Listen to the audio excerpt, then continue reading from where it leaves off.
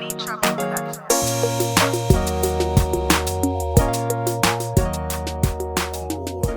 Any instrument, anything that's being recorded directly in. But then the digital part of sound creation comes in with MIDI.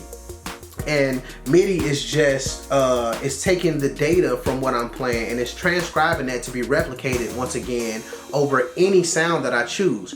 And this brings us to now the word plugins. So let's talk a little about plugins. But before we get to plugins, let's talk software and hardware.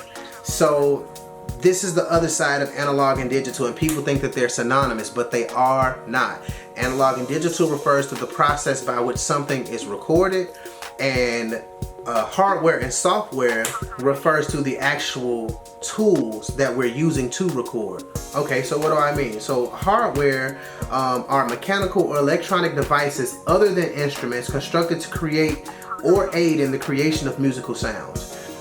So let's talk about hardware for a second, and I'm not going to get real deep with these definitions because I want you to get the gist of, I want you to understand the functionality of these words in the setting. I don't want to get lost in the big definition, the big full, 9-page definition of what this is, because these same aspects apply to so many different things other than music, and I just want to keep it in the music realm for this particular terminology segment.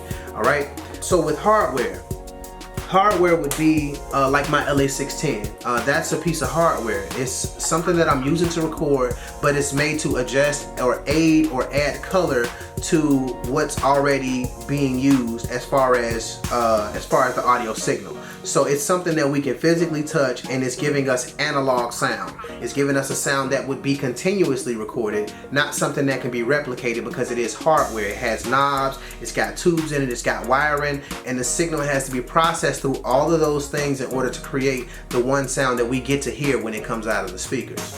Okay?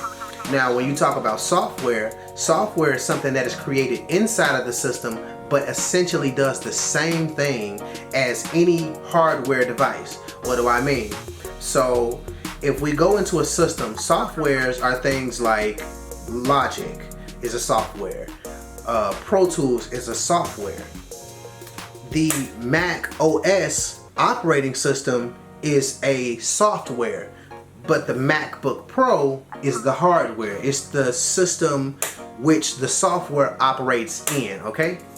So that being said, I will give you the official definition of software. And the official definition of software is a collection of data or computer instructions that tell the computer how to work. This is in contrast to physical hardware from which the system is built and actually performs the work.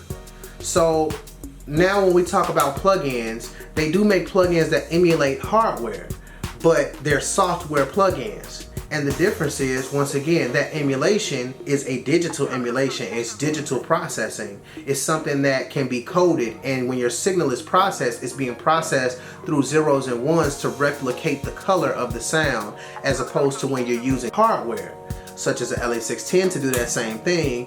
It's just going through, and whatever the wires, however the wires or the transistors feel that day when you turn those knobs, that's where you're gonna get your color from. It's a science, but you have to feel that, as opposed to saying the numbers are gonna be exactly right every time, which is another thing that I did address in the LA610 video. Make sure you view that.